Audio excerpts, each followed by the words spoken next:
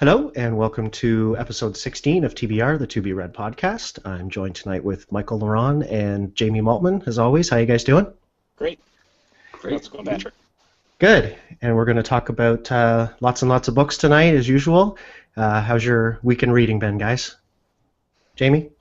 Well, I was reading one book, but then decided to call it quits on that one, so I won't talk about that one. I started another one it's funny, I was wanting to read a little bit of female character YA stuff, just some indie stuff, and I was just poking around Goodreads and connected with some people, and I saw, a couple that I was like, okay, that might fit, and it was short, and because the novella that I'm writing right now it's not exactly YA, but it does have like a teenage protagonist and like teenage female protagonist. So I just wanted to look into that a little bit, and so I'm reading this one. Oh man, now I'm forgetting the second part of it. I have not finished it, so I'll mention the name next week. But it's about a girl in sort of a hunter-gatherer society, and there's talking birds, and she talks to her friend who's he's like a sort of a rooster with a kind of slightly snarky attitude named Frumpy.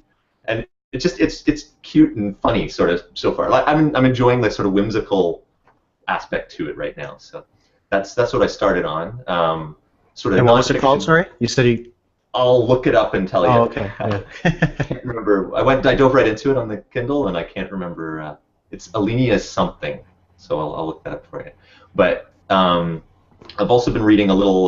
There's a little book that was on the new releases at the library that was Philosophy in Minutes, and it's like this little square book like this, and it's got like 400 little pages, but talking about different topics in philosophy. And I've never actually taken a philosophy course or read like an extensive book on philosophy, so it's like I wake up in the morning and I'm just flipping through that a little bit and just reading something and having that in my mind, rolling around in my mind, and just sort of a neat thing. And started now on to the Lion, the Witch, and the Wardrobe with my son, since we finished The Magician's Nephew last week, and yeah, that's pretty much been. Oh, and I'm reading because I had a day in between when I hadn't loaded what I was wanting to on the Kindle, and I think I left it somewhere in the house, and so I had a book out. 'Cause we've been talking about a lot of Lord of the Rings stuff with my son, so I'm reading it's kind of like a kids section biography of J.R.R. Tolkien. So, reading about his background and stuff, and which is quite interesting actually. So. Yeah, I'm partway through that as well. So a little bit on a bunch of things. It's kind of like usually I'm one book for the week and maybe hope to finish it, but I got a lot on the go. So. Yeah, I do the same thing. How about you, Michael? Yeah, I've been reading Green Star by Simon Canton and Dave Higgins. I'm almost to the first episode of that, and I'm enjoying that so far. I know you said you started reading it last week, Patrick, but it's definitely, I think they describe it as it's very Star Trek-esque. That's from the first couple of pages, it feels like Star Trek, but it's not, and I kind of like that. It's like Star Trek, like I haven't seen too much Futurama, but it's kind of got that vein of humor in it, A little bit. Yeah, it's pretty funny. I asked that. Yeah, I said I think I said to Simon, it seems to me a little like Galaxy Quest / shoot, I lost my train of thought. Hitchhikers and Galaxy Quest. Yeah, I think they described it as Star Trek meets Hitchhiker's Guide to the Galaxy, which it does. It does. I think that's pretty apt. It's pretty funny. It's well written. I think I'm going to enjoy the rest of it so far. I typically don't read this type of sci-fi, so this is kind of interesting for me because I haven't read that much of it, so it's kind of new territory for me as well. But definitely well worth it, and hopefully I'll be able to leave a review here pretty soon. Cool. Let me know when you get into episode 2 if you notice anything interesting about the character names. That's all I'm going to say. All right, I look forward to checking that out then. And then I've been reading some poetry by Maya Angelou. So just kind of something I felt like reading. I've kind of been... I mentioned it last week, but I've kind of just been burned out with reading lately. Like, I just kind of want to read whatever I want to read, and it's not really...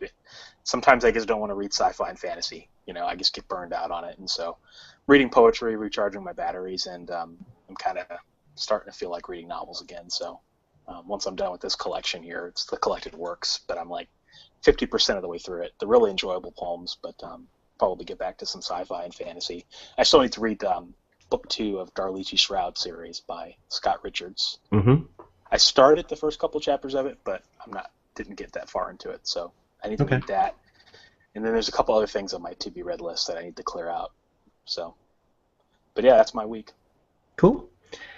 Yeah, I've been reading Simon Canton and David Higgins as well, Green Star. I'm on episode 3.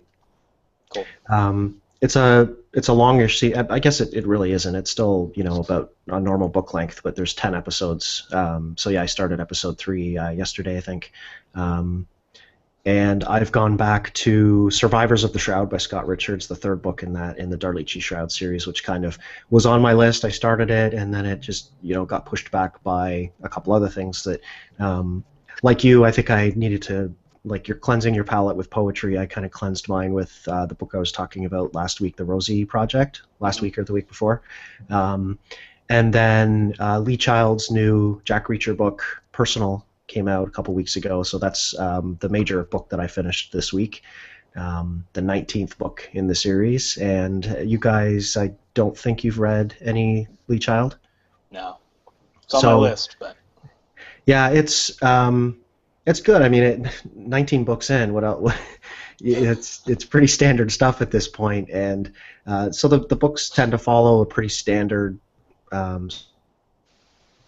sort of for all the Reacher gets in trouble, and the ending to the last one was severely disappointing. So I was looking out for that in this one, and it was better this time.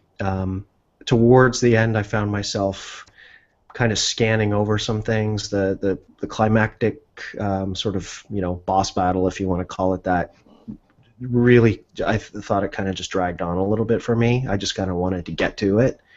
But overall, I mean, if they weren't enjoyable, I wouldn't still be reading them 19 books in. True. So overall, it was good. I think I gave it a 3 on Goodreads, which is good, not great. I've enjoyed other books in the series more. So I think I'd like to see him change it up. At the very end, I was reading it hoping that something would go terribly wrong, so that the 20th book in the series, maybe we could see Jack Reacher in prison. Just because it would be a different setting, it would be like something completely different for him to throw him into jail for something, because he's been involved in one way or the other with the military for the last couple books, and it would be neat to see him thrown in there, whether as some sort of undercover or because he actually screwed something up and needs to find a way to get out. But I don't think that's going to happen. So is he just going to continue the series indefinitely, or does he have a plan for ending it? Indefinitely, as far as I know. I mean, I know he's made it quite clear that he doesn't have plans to write anything other than Jack Reacher. I think he's pretty much said, why would I? Like, this series, flies off the shelves, so why would I try to dilute that by doing something new? Which, I guess, I could see that point of view, but I don't know if you'd get bored. I don't know if you get bored. There's not a lot of character development to this guy, right? Like I said, it's pretty standard stuff. He does what needs to be done, and there's not a lot of question about how far he'll go in getting the result he wants. So it's like I said, so they're pretty, at this point, standard. But I'd say it's the good like beach reads. Yeah, for sure. I have a name. I looked it up for you. Oh, okay. So it's called Alinea Sky, The Beginning and the End, which is book 1, and it's by Ben Hare or Ben Hur. Not probably Hare like German. Not H-U-R, H-E-R-R. Hare Ben or Ben Hare. There you go. So that's what I'm reading. Nice. I was muted for a second there. So that's our week in reading from the sounds of it. So we'll move on to our topic of the week. And this week we decided we were going to talk about books being movies, is the way I kind of put it up in the show there. But books that have been made into movies, or that we'd like to see made into movies, or were made into terrible movies. So what did you guys bring to the table? What came to mind when you were thinking about this topic? Well, Go ahead. Go ahead, Jamie. Okay, I was going to say the big, and Garrett would punch me if I didn't say it first, right? The first one that comes to my mind, obviously being one of my favorite books ever and probably my favorite movie series ever, is Peter Jackson's version of Lord of the Rings and The Hobbit, and everything that he's done with that, which I remember. It was one of those things where, because I've read Tolkien a number of times, and having read it as a very small child and having that imprint, and then having seen even the cheesy, and I guess that's another side of it, the cheesy cartoon movies that they had from the early 80s of Lord of the Rings movies and The Hobbit. And I didn't see all of those, but saw some of them, and they were cool when you were 5, but not that cool much beyond that. But I remember sitting in the theater just with goosebumps, even just the music, everything right from the beginning. And it's got fantastic music, fantastic special effects to do everything. They waited until special effects were at a point where they could do it so phenomenally on that side. I don't know. I like the way they did the characters in the main movies. I really never had an issue with any of the casting or any of that side. I really enjoyed it. Obviously, they had to cut parts like you would with any massive books like that. But wait a minute, you're saying they actually cut stuff out? Oh yeah. of a 600-page novel. How dare they? Lord of the Rings was on my list too, and because from my perspective, I have attempted to read Lord of the Rings several times. I can't do it. It's just, and we've talked about this before. For the same reason that I can't read George R.R. Martin, like Game of Thrones, Wheel of Time. It's just too dense, too many characters, too much going on, and that's just me personally. But I actually watched the 3 Lord of the Rings movies just because I couldn't get through the books, and I was like, I want to see how this thing ends. So that was interesting. But then, now they're doing The Hobbit, which I'm sure is on your list as well. And my question there is how the hell did they turn that into 3 movies? And I know how they did it by adding a bunch of stuff from I don't know if I'm going to pronounce it correctly. Is it this Silmarillion? Or appendices and other Tolkien canon sources. I understand they want to stretch this out as long as possible and get people into the theaters as many times as possible, but for me it's, you mentioned the old, I guess 70s or 80s, I don't know, the animated. I loved though. I grew up watching the Hobbit, that sort of version of it, and it was probably, I don't know how long it was, but even if it was 2 hours long, it wasn't 3 movies. No. Yeah. I guess I'm not watching those ones. That's where I'll end on that. I haven't watched the Hobbit movies, and I probably won't because I just don't have 6 or 7 or 8 hours to waste on them. Yeah, I'd like to see the Hobbit movies, but I guess I'm one of the rare people, one of the rare Lord of the Rings fans that actually likes the Hobbit better than the Lord of the Rings. I just thought the Lord of the Rings was just too dense. It was too all over the place, in terms of characters, and I felt like the Hobbit, Bilbo Baggins, that was just fun to read, and it was before Tolkien got huge, So, yeah, I would put the Lord of the Rings movies on my list too. They were just so much fun to watch in the theaters, when they came out. How cool was it to see the Fellowship of the Ring for the first time? When you see Gollum. That was just awesome, and I think they just did a really good job with it, and they were pretty faithful to the books too, I think. Which means I didn't know what the hell was going on. Yeah, I would say Gollum was so spectacularly done. It was just unbelievable. That, I don't know. I get chills even just talking about it, right? It's awesome. Andy Serkis did an amazing job with the CGI and everything. And I'll say the riddle scene in the Hobbit is the best scene of the first movie. Right. It's phenomenally done. So. I don't know, and I'm a funny one too because I actually like the songs in the original. I like the poemy songs in the original Tolkien books, and then I didn't mind. That was actually one of my favorite parts as a kid of the. Some people thought they were silly and weren't very good, but in the Hobbit movie they had all the songs in the cartoon version. But before anything, Tolkien was a linguist, right? Oh yeah. From the book I'm reading, he was getting into Anglo-Saxon as a teenager, oh wow, this is cool to go and investigate this. So he is a linguist before anything. Yeah, he was a hardcore linguist. Yeah. And that's part of the problem I have with his writing style, I think, is that he spends too much time with language and not so much time on the story.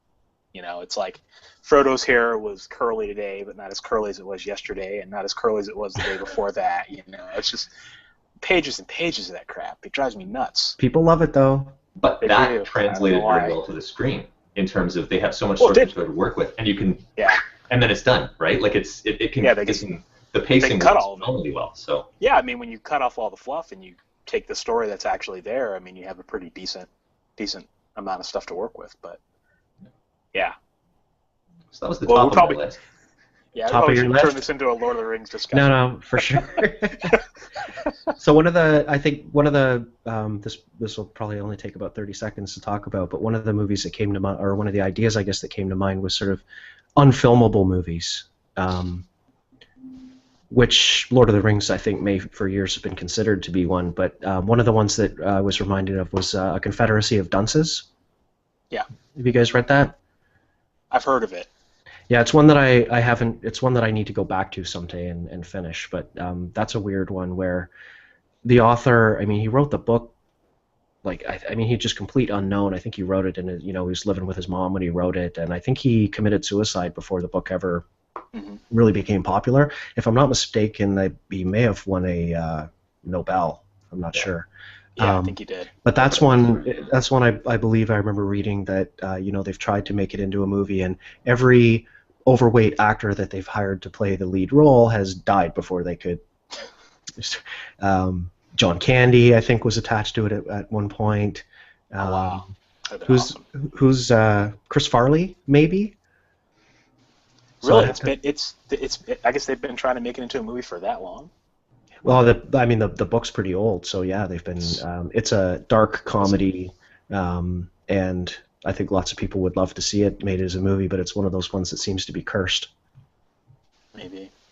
I was going to say, have you guys? That's an interesting topic of unfilmable movies, because it seems like a movie that they keep trying to make, and for some reason it either doesn't get made or there's a crappy version of it that exists. It would be Fahrenheit 451. I just don't see that being a movie. Like I think they should just quit. I guess the based on the story and the way that Bradbury builds the world, there's really not much of a world in that book. I mean, it's there, but I just don't think they could pull off the futuristic thing very well. I mean, and there's tons of movies that come out with like flying cars and really futuristic technology, but I just don't see that being a movie. It could be a style thing, though, right? I mean, they've turned plenty of Philip K. Dick stories into movies, and what's I think probably the most recent was A Scanner Darkly, which was that sort of filmed and then animated over top. Right. Obviously, Do Androids Dream of Electric Sheep, Blade Runner, very stylized. What else? God, there's been so many. His Minority Report was Philip K. Dick. Even I don't know why I always draw a blank on the name of it. It was they just remade it. Total Recall, right? Which was I think We Can Remember It For You Wholesale. Completely different than maybe that's so We Can Remember It For You Wholesale is completely different than Total Recall. Just a short story and a very cool one, but. Fahrenheit 451, I don't know how much they could change it maybe or just do it in such a way stylistically that it would work. Yeah, they would have to add a lot to it, I think. So what else? We're kind of quick firing through these. What about Hitchhiker's Yeah. Guide to the Galaxy? What did you guys think of that terrible movie? So you hated it, eh? Oh God. It was a lot of fun. Still, and now it had been a long time. I wasn't a hardcore fan. Like I liked it when I read it, but I didn't remember everything kind of thing. So I wasn't coming from a, sort of I have canon in my hand while I watch this kind of a perspective, which was actually neat.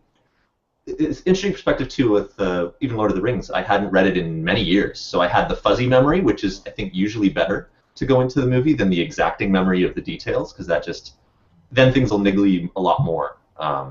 With that perspective, but I don't know. I thought it was fun. I've seen it a couple of times because I watched it just maybe sometime this year with my son, and it's fun. It's silly, but it's maybe it doesn't catch all of the nuanced coolness of the book, right? by any stretch. So Yeah, I think it's that's a hard one too, right? I mean, Hitchhikers is funny and irreverent, and maybe it's tough to do that so it's not campy funny in the movie. I think I would have liked it if it was taken a little more seriously, but still be funny. So maybe it's just a hard balance to strike. I don't know.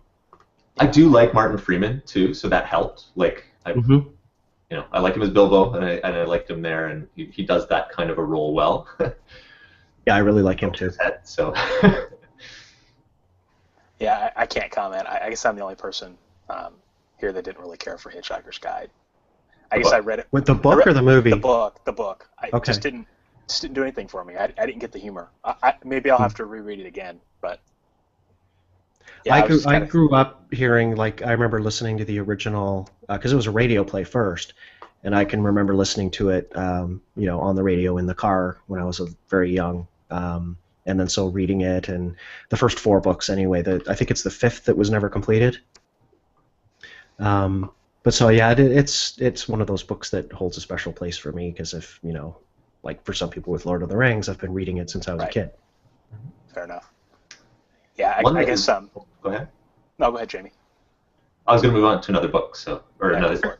Okay. Go for it. Another one that actually is in that category for a lot of people, but wasn't for me because I only read it more recently, was Ender's Game, where I know I've got a lot of people that I know that absolutely loved it, read it as teenagers, and then they made the movie with the big budget and the actors and everything, and I thought it was. Did you guys see? Have you read and seen it? I've read the book. Yeah, I've read the book several times. Yeah. It's on my very short list of books that I would read kind of over and over again. It's right up there with Good Omens for me. And because of that, I have not seen the movie. Okay, so that's another kind of topic too. Like I have avoided that movie like the plague because. You love the book too much. Right. Same here. I didn't agree with the casting, honestly. I don't see Harrison Ford as Colonel Graff, and I just couldn't buy into Viola Davis, and I don't know. It was when I heard about the movie coming out, it was like, oh man, this is going to be awesome. And then I saw the casting and I saw like the actual cinematography, and it just looked cheesy to me. For me too, I think it was also like, how do you make it like the whole maybe not the whole point of the book, but if you know the ending, why go see the movie, right? Because you already know, like, just show me the last, Yeah, show me the last 15 minutes. Well, and the whole series as a whole, I mean, Ender's Game is the most popular book. His subsequent books, I mean, I read Ender's Game, and I just did not want to read book 2 of the series. I haven't read the other ones either. I haven't read it either, and I imagine most people haven't. So it's like, why invest in a movie you're not going to go the whole way? Because they're not going to make a Speaker for the Dead movie. Right. Like, I think we kind of cut Jamie off. Sorry, Jamie. No, that's cool. It's cool to get that context, and then I can give you. I didn't mean to bash you. Well, so I really enjoyed the book when I read it actually a couple of months before I watched the movie. I'd known that the movie was out, and I wanted to read the book before I watched the movie, and so I was watching it, but I watched it with my wife and my son, and was like, okay, look away for a second here, but I got the experience of. My wife had not read the book, and I hadn't given her any spoilers, so I got to see her reaction to it. So I got to enjoy that aspect of it while watching. Was she surprised? Yeah. She didn't see it coming? Yeah. Like, and it's a complicated one because the movie, there's a lot to that book on a lot of levels of neat stuff that's going on, and the movie really only focused on that sort of narrow, what's happening to Ender specifically side of it. So the sibling stuff, really not there at all. Which I thought that stuff was really cool. Well, exactly. It wouldn't necessarily for the movie. Yeah, good thing for the movie, but yeah. Like I thought in the book, I was like, this is really, really cool. Like this whole angle of this stuff, and it's moving towards that, and just sort of the whole. You lose the greater context of what was going on with it too, right? So did they just cut out the sort of the political aspect of that? Totally. Because I think I had seen in the trailer that they do have sort of the scene where he spends some time with his sister. Yeah, but it's more just the emotional, how do we tie him back in aspect of that, right? It wasn't anything to do with the other side, like that. The blogging and all that kind of stuff. It's like zero on that side. So that just made it a very, very different experience. It it was just sort of the neat aspect of the battle room and the things that related to that, and just the whole macro of that part of it. I don't know, and some of the people I know that love Ender's Game swear by the other books and like them even better. So it's like it gets very, very different. But just thought that was interesting. It was also interesting that I just was happening to read a very scathing, I hate this 2-star review of Ender's Game today too. So, like on Goodreads. So that's a tough one too. Right? Like, yeah, well, that's a tough one too because a lot of people hate Ender's Game because they hate Orson Scott Card. Yeah. So I'm not going to get like I mean he's I'm going to say he's a terrible person. A lot of people think he's a terrible person for his stance on certain things. He's apparently he's homophobic and just some of the statements he's made and the thing. So he and I think there was some worry when the movie came out that he was going to say something stupid and keep people out of the theater. But maybe that's a topic for another night. Yeah, probably. What about the Hunger Games? What about the Hunger Games? I'll throw that one out there. You guys read it or seen it, or them? Seen it, not read it. Neither read nor seen the first two. So you have, but you haven't read the books? I haven't. No. Okay. Loved the books. And again, so I've basically seen the first movie just because it's on so often in the house, and I just I can't do it.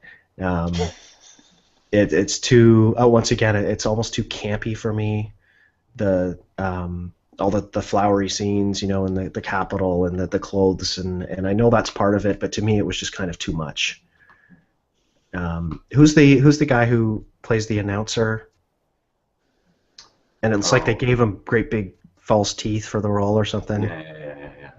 I'm not sure I know the actor's name, but I know exactly who you're talking about. I can't remember his name. It'll come to me, but I couldn't stand seeing him in that role. And Donald Sutherland, who I love, just really didn't strike me as a good choice for was it President Snow?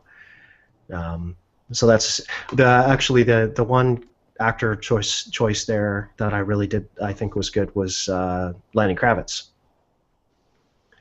I thought he was a good choice for that role, but then I did not think that Woody Harrelson was probably a good choice for Hamish. So. And you like the movies? Having no context, I enjoyed it enough. So it's a funny thing where I think the only time I have ever gone and tried to read a book after seeing a movie was someone bought me as a kid the Return of the King, or not the Return of the King, sorry, the Return of the Jedi novelization, which I could not get through. And I loved Star Wars, still like Star Wars like a lot. So that's I don't know whether that turned me off of ever doing that again, but I will read a book before seeing a movie, but I never go the other way. Like, oh, that's interesting because I was going to mention a couple of ones too for me where so Indiana Jones and the Temple of Doom when I was a kid. It's I was going to say it's the worst of the movies, but no, of course that's the Crystal Skull. At the time, it was not. I didn't think it was a great movie, but I'll tell you, I read the book. I loved the book when I was a kid. Read it over and over again, and then the other one that brought to mind was The Princess Bride. So that's one, of course, that saw the movie. Right. That is the one I will probably make that exception for at some point. The book is different. It's darker, but it's great. And he's the author, William Goldman. William Goldman, yeah. Yeah. He's actually like a screenwriter by trade, and he wrote the screenplay for one of my all-time favorite movies, Butch Cassidy and the Sundance Kid. And so I really enjoyed The Princess Bride as well. We actually just watched that I think 2 weeks ago. Princess Bride? Kids to it for the first time, so I've seen that a million times. Yeah, I mean the kids were over a month or so ago, and I just kind of threw it on for something for them to watch after dinner while I was kind of cleaning up, and I sat down 20 minutes, so I'm just gonna watch 5 minutes with them before, and of course I ended up sitting there through the whole movie. So that was a good movie though. It's a classic for sure. Yeah. And that's one of the best, it is a spectacular, like again, rarely do you have an author who can actually be involved in a useful way in the movie, whereas he's a screenwriter by trade who totally, could nail it and get involved in that and do a great job. So, you guys like the books of Roald Dahl? Have you seen any of his movies? Matilda, Charlie and the Chocolate Factory, James and the Giant Peach. James and the Giant Peach was fantastic. Yeah. That was a great movie. I didn't see it. Yeah. Should Yeah, see that. he's I love one the of my books. favorite authors. Yeah. Yeah, I read so many of his books as a kid growing up, and I would probably say Charlie and the Chocolate Factory is probably one of my favorite books of all time. It's just that good. I liked the 1970s version, Mm-hmm. and I actually also liked the Johnny Depp version too. I mean, he wasn't. I don't think Johnny Depp was the greatest Willy Wonka ever, but it wasn't bad. There's a really good interview with Gene Wilder, and God, you can tell he doesn't want to be there, but he's kind of, but, and I mean, he's one of the old guard, and he's such a great guy to listen to, and so they asked him about all those movies, but that was one of the things they asked him, like, what do you think of the new Charlie and the Chocolate Factory, and man, he had nothing good to say. Yeah. I think he was insulted. I think he was just, frankly, Yeah. insulted that they thought it needed to be remade. Well, it wasn't as bad as It's not some people made it needed out to be remade. We can make a lot of money if we remake this, and there's people that would like to be involved, right? Well, Like that's a totally different way to think about it. Yeah. Yeah. Did you guys see the Matilda movie with No. Danny DeVito and Mara Wilson's like 1994? It's actually pretty No. enjoyable. Hmm. It was different than it was a little different than the book, because I thought the Matilda as a book it wasn't his greatest. It was okay, but the ending it was just really anticlimactic, I thought, and I think the movie did a good job of balancing it out a little bit more. Although it definitely focused more on the magic, because she's this girl with these magical superpowers who can move things with her mind. That was more of a focus in the movie than it ever was in the book, but still pretty good. Any other thoughts? The only other one I think I had noted that, or maybe a couple, was, again, sort of actor choice, and I think I've mentioned this before, so I'll just kind of glance over it, but Tom Cruise as Jack Reacher. Have you guys seen One Shot, the movie? No. No. So read the books, and so Tom Cruise, and a lot of people when they announced that he was going to be playing that role, I think kind of thought it was a bad idea, but Lee Child did a really good, I think said like Tom Cruise is an awesome choice. People love Tom Cruise. People are going to go see this movie. The problem with that, though, I think, is they're not going to go see any of the others if they keep Tom. And I know I've said it before, but for me, The Rock is Jack Reacher. He would be The Rock. Perfect for that role. Tom Cruise is Tom Cruise in every single role he's ever done ever, right? Like he is that role. So if that role is, for Maverick, hey, it works. But for something where you've got where any of the big fans have that idea, he's a weird choice because he only fits this one little box. And I'm guessing you're saying it's not a good fit at all. So yeah, I think people don't give The Rock enough credit. I think he's a better actor than people say he is. He would be good in a role like that, I think. He seems to be getting back into some of the more actiony stuff, although, probably actor death at this point to be in the Expendables 18 or whatever they're up to now. And I can't remember, I know, Michael, you mentioned a movie that you recently saw, I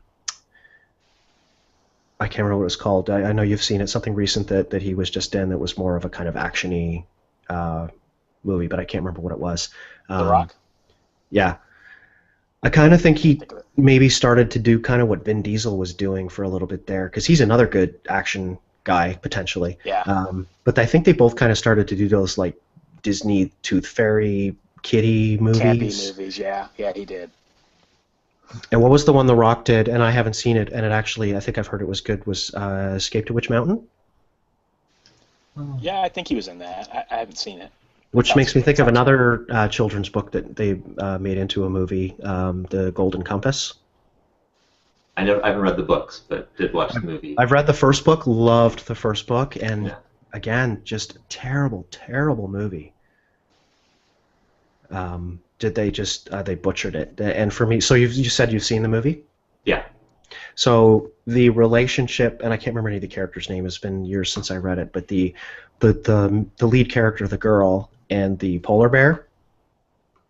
I found when I read the book, there's a long time spent with those two, and they develop a relationship and become friends and all, and there's a lot of interaction with them, and that was one of the best parts of the book for me. That I enjoyed when reading it, and it was something in the movie that they just kind of like.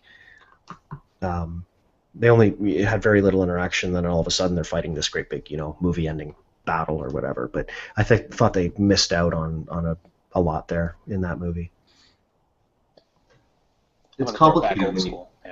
It's complicated when you have these sort of sci-fi fantasy movies that will have these great set pieces that will translate, right? And then if you love a lot of the character side stuff, or it's hard for them to justify in the production that much time spent on some of those parts that maybe what you really loved and what really works fantastically well as a book, right? So where they may be taking that kind of situation. Yeah, because they may be taking a book that's more sort of character focused and turning it into a movie that's all about the plot. They just want to bang out the plot in 90 minutes. Yeah. So maybe that's a check mark on the plus side for Lord of the Rings in sort of your defense, where like, yeah, they could have made Lord of the Rings, certainly not one movie, but not 6 or 8 or however many it was, 3, right? But 3 very long movies. But maybe that's the justification for that, because there is so much stuff, like character stuff, that they didn't want to leave out. They didn't want to cheat the fans. Well, and look how long the books are. Like, yes, so you can summarize all his descriptive stuff into the images, which is why it works so well. But even still, like there's a lot of content there. Look like what. Again, I haven't started watching the show of Game of Thrones because I want to read more first, but it's how many seasons of television from books that, collectively are, yes, longer than Lord of the Rings, but, the first 4 not that much longer than Lord of the Rings. And you're reminding me, too, there, I think we glossed over a huge one, which would be, or missed it completely, which would be Harry Potter. Yeah. And... That's another one on my list that I will go back. I haven't actually read the books yet, but okay. I will once my son is getting to that point. I know. Wow. Holy cow, man! What year did they start coming out? 97, 96, 98. So I was in university, late really 90s. Busy with a ton of reading, and that's why it didn't happen to hit my. It was like my least reading was during my university years, and I just had way too much other reading I was doing. So I never got around to them. So, and then I would watch movies because everyone was. And I think the reason you made me think of Harry Potter there was because when talking about Game of Thrones, and I'm kind of curious to see someday. And I don't watch the show or read the books, but I know enough about them. My girlfriend really likes them, and a lot of people I work with. But I believe when they were making sort of the last couple of movies with Harry Potter, they didn't realize how important one of the characters was. He was kind of, was it Dumbledore's brother or something like that? So I've seen the movies. I've only read the first 2 or 3 books, it turned out at the end that this character that they had kind of glossed over in the movies was like hugely important to the universe, and so maybe they would have spent more time with him in the earlier movies had they known that. Maybe she didn't even know it herself, so she couldn't tell him. But I kind of wonder that too, if you could see that with Game of Thrones, where I guess they have to stick really, really close to who he kills and who he doesn't, because as a TV show they may want to kind of go off on their own direction sometimes, but they certainly can't kill what they may think is a minor character on the TV show, only to find out in book 7 that that was the guy who was supposed to become the new king or something eventually. Yeah. Although I could see that one, if necessary, diverging, and him working with that, because he's done a lot of stuff in TV. Like that's what he did a lot of writing early on. Then he did a lot of stuff trying to do TV related stuff for a while, and then came back to writing again. So I think that might be one where it wouldn't shock me. It depends on the timing. It depends on how quickly he gets more of the content publishable as well. How many of the books have you read? I've only read the first 2 so far. Okay. Yeah. I'd be curious to know and Michael, you've read them, or no, you haven't? No, I haven't read Game of Thrones, but I have read all the Harry Potter books. I was just going to say with Jamie, so someone who has read Game of Thrones, I'd be curious to know your thoughts on the other book that he has. He's done something new recently, but Tough Voyaging. Have you heard of that? He has a lot of other stuff. It's an old It's an old science fiction series that he wrote, I think, for the magazines, maybe Analog. Yeah, he did a lot of stuff in the 70s like that. And they took it and put it in kind of a collection that came out in the last year or two, and it's science fiction, and it's not heavy. It's quick little stories, and I loved that series. I mean, he can write. I just don't like the dense stuff. I do. That's why we all have different tastes. So. Absolutely. Yeah. But I only like it some of the time, which is why I haven't, I didn't sit down and devour the whole series. So. Yeah, I could see definitely needing a break. So we're at it's about 9:45. We're probably coming up on 45 minutes. Any last minute movies that you guys want to talk about? Yeah, there are a couple old school ones, and I won't spend much time on them. But 12 Angry Men. You guys ever seen that? Yep. That was originally a teleplay. Great teleplay, great movie. And there's also Inherit the Wind. You guys ever heard of that old movie with Spencer Tracy? That one I haven't heard of. It was based on a play by Robert E. Lee. Awesome play.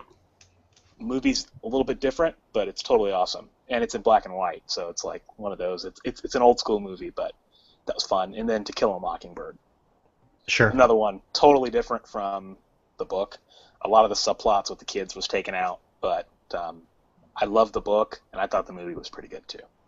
It's funny. That's of all the stuff that the literature-focused English teachers of high school were, forcing us to read.